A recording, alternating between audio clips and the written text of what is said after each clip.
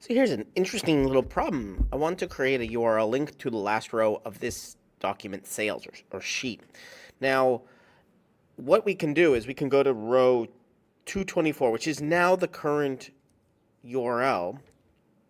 Sorry, now the current last row. I can right click and I can say view more cell actions and I can get linked to the cell.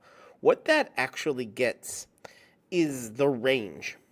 So let's actually add one more row.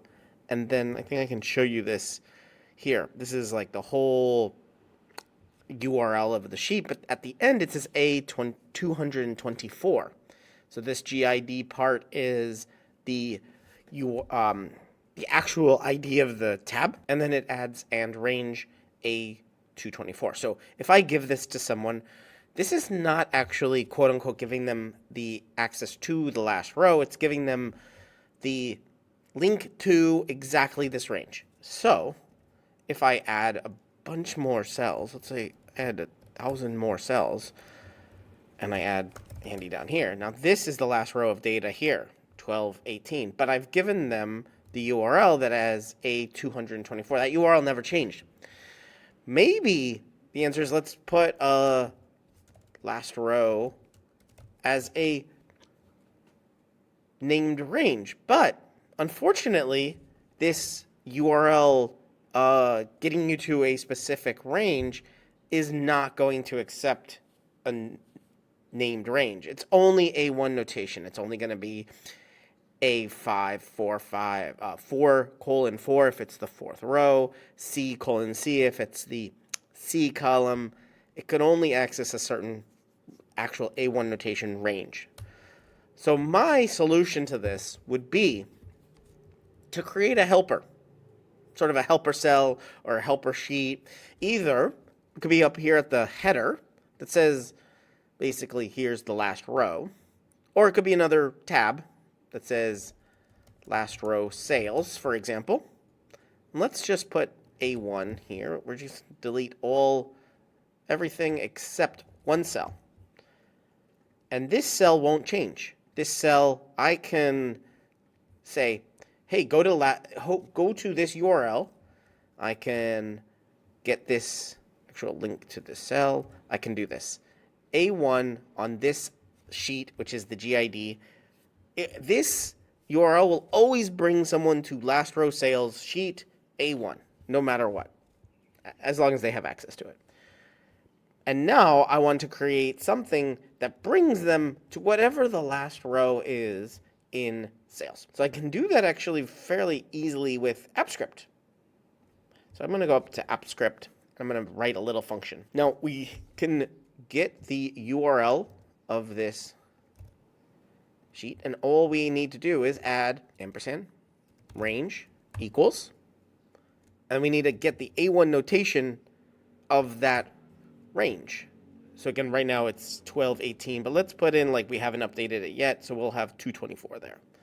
So we say A224. That's the current URL. If I click it, I'm going to be taken here, but I really want the last row and I want it to edit all the time. So let's add a little bit of function here.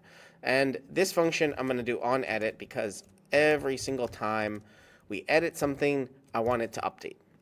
In case I add a row, in case I do something, add some value there.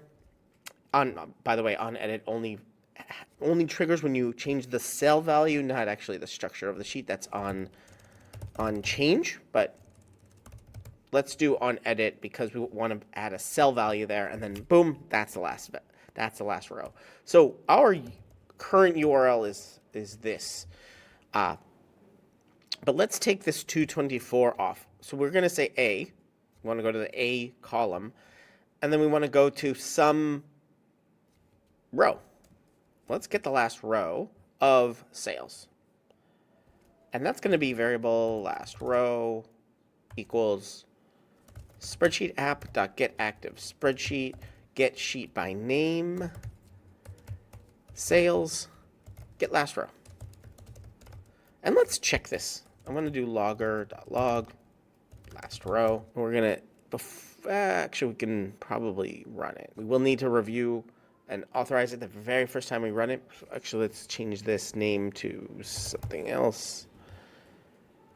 for now, we just want to get this last row and look at it and say, is it going to be something? There's authorization. Oh, I think I need a capital R on getLastRow. There. So now it's 1218. Let's go and double check that is exactly it. Yes, it is 1218.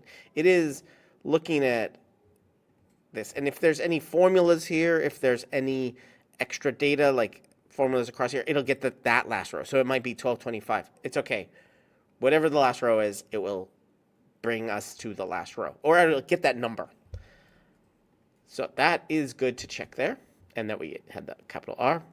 And we do want this to be on edit with some event. Actually, we don't need to know where we are because we just want to edit this all the time. So we have the last row and we have the URL.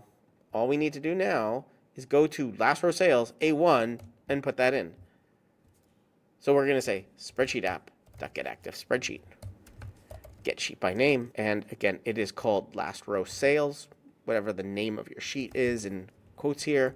Get range is, in this particular case, A1. We're just editing the cell of A1, and we're setting the value is going to be URL plus this variable last row. I want to show you this a little bit easier.